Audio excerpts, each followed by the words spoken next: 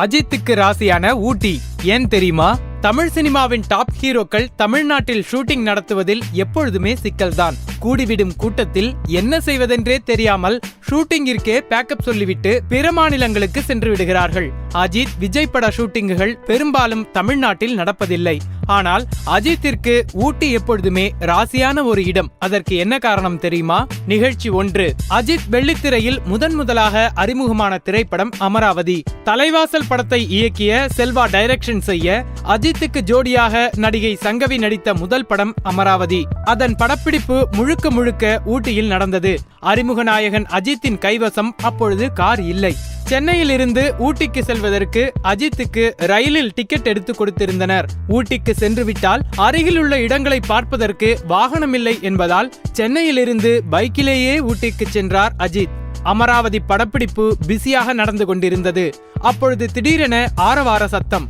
வரிசையாக வந்து நின்ற வாகனங்களில் இருந்து குபு குபு என்று மணிரத்னம் சினிமா யூனிட் ஆட்கள் இறங்கினர். பிரசாந்த் ஆனந்த் நடித்த திருடா திருடா படத்திற்கான தனது படப்பிடிப்பு குழுவினரோடு அஜித் ஷூட்டிங் நடக்கும் இடத்திற்கு அருகில் லொகேஷன் பார்க்க வந்தனர். அப்பொழுது இளசுகள் மத்தியில் பிரசாந்தின் புகழ் கொடிகட்டி பறந்தது.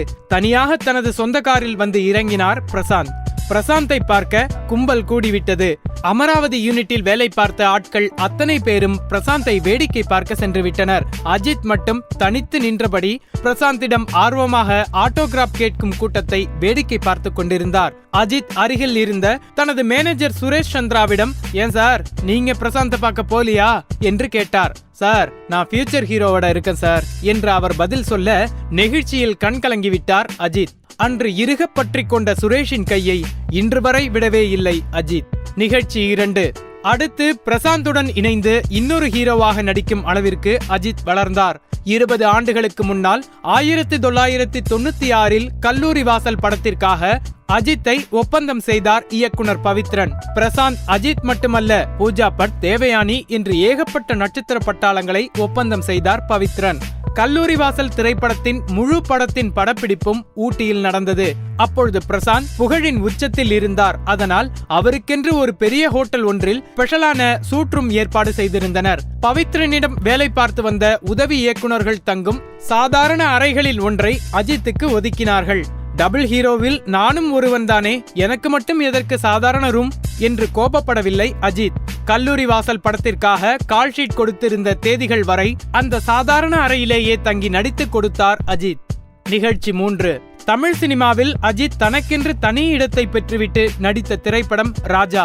விஜய் சினிமா கேரியரில் துள்ளாத மனமும் துள்ளும் படத்தின் வாயிலாக அவருக்கு பிரேக் கொடுத்த இயக்குனர் எழில்தான் ராஜா படத்தை இயக்கினார். அஜித்துடன் ஜோதிகா நடித்த ராஜா படத்தின் படப்பிடிப்பு ஊட்டியில் நடந்தது. ராஜா படத்திற்கு பிறகு அஜித்துடன் வடிவேலு சேர்ந்து நடிக்கவே இல்லை என்பது தனி கதை.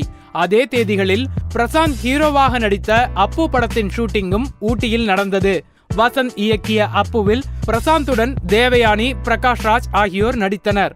ராஜா படத்தின் ஷூட்டிங்கும் அப்பு படத்தின் படப்பிடிப்பும் ஒரே ஷெட்யூலில் ஊட்டியில் நடந்தது. அன்றைய நாளில் உலகம் அறிந்த ஸ்டார் வேல்யூ பெற்ற நடிகராக உயர்ந்திருந்தார் அஜித். அப்பொழுது பிரசாந்திற்கு அப்பு படத்திற்கான ஷூட் ரூம் அமைத்து கொடுத்திருந்தனர். ராஜா படத்திற்காக அஜித்துக்கென்று ஸ்பெஷலாக ஸ்டார் ஹோட்டலில் ஷூட் ரூம் அமைத்து கொடுத்தனர். அஜித் என்ன கேட்டாலும் உடனடியாக வாங்கி தருவதற்கென்று 2 ஆட்களை நியமித்திருந்தது தயாரிப்பு தரப்பு. அஜித்தின் சினிமா கேரியரில் அவர் படிப்படியாக உயர்ந்த இடத்தை பெற்றதற்கும் ஊட்டிக்கும் நிறையவே தொடர்பு இருக்கிறது.